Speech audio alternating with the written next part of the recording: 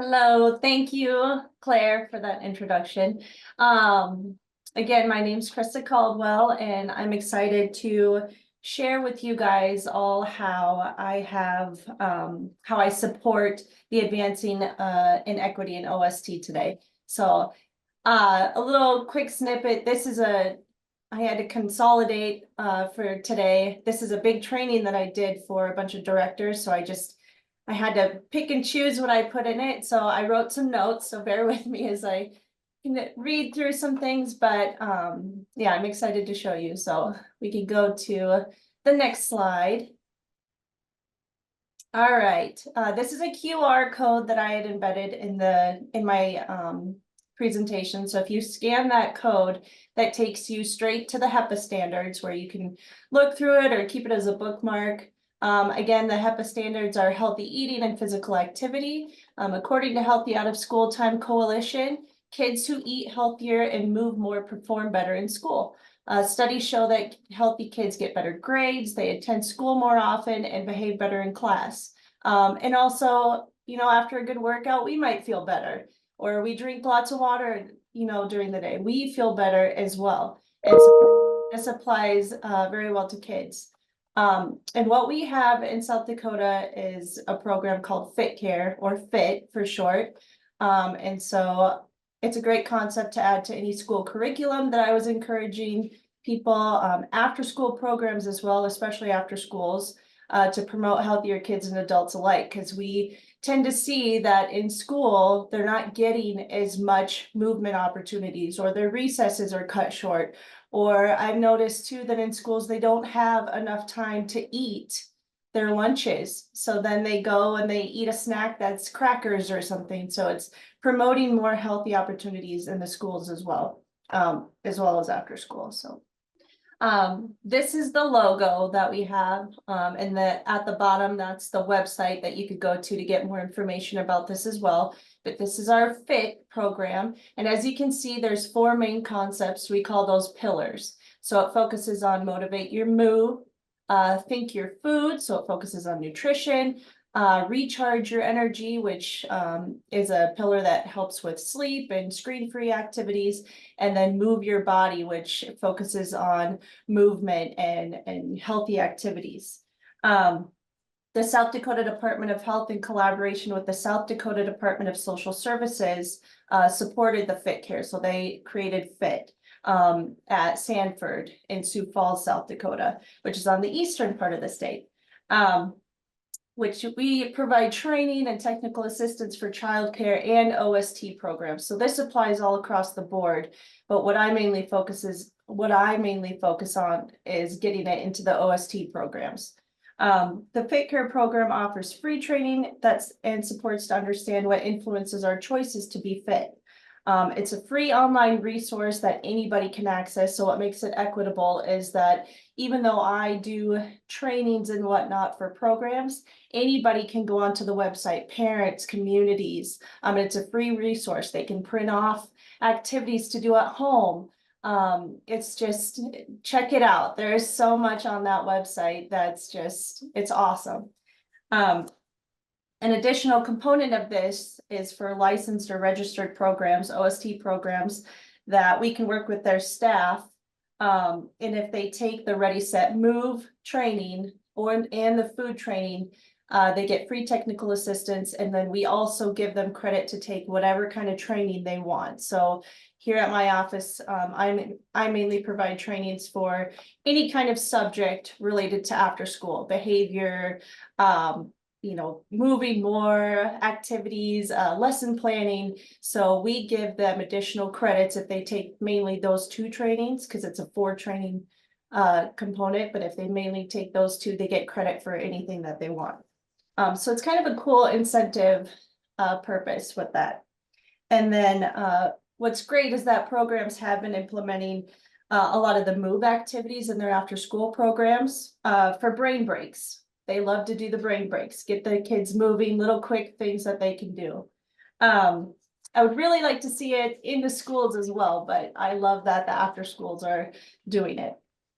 Here's a quick little snippet of how I align FIT with the standards. So if you from the NAA website, it says what to prioritize on there. So those are the main things that the HEPA standard prioritizes.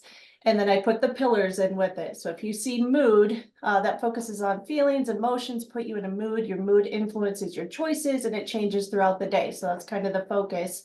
And it goes with that social emotional learning. And then for recharge, your energy level influences your choices. Recharge by finding healthy screen-free ways to relax and by getting the sleep that your body needs. That can align with screen time. So recharge, we really try to do screen-free, but also we teach alternatives on to use, healthy ways of the tablet. So if kids want to do healthy activities on their tablet or watch, healthy alternatives, that can apply there too. And then drinking more water instead of pop, because that can calm them down a little bit. And then for food is fuel. Being aware of nutritious choices and trying new foods empowers you to fuel your body and brain. So that aligns with the fruits and the vegetables, focusing on that. And then that training, that's what we teach. And then the nutritional education. So each of these pillars it's about a 2-hour training per pillar that we just give a plethora of activities and information. For move, it's that physical activity is essential for a healthy body and brain. Move many times, many ways, many places throughout the day.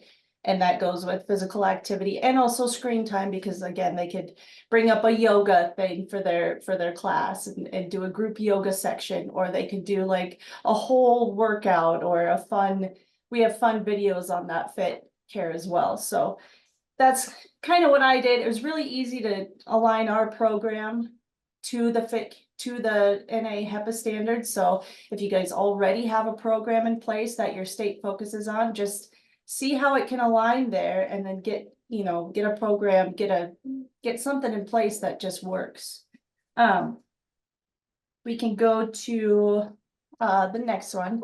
So here is, again, what to prioritize, and this could be a process that you guys could follow. I got this 6-step process from the healthiergeneration.org, which kind of collaborates with NAA.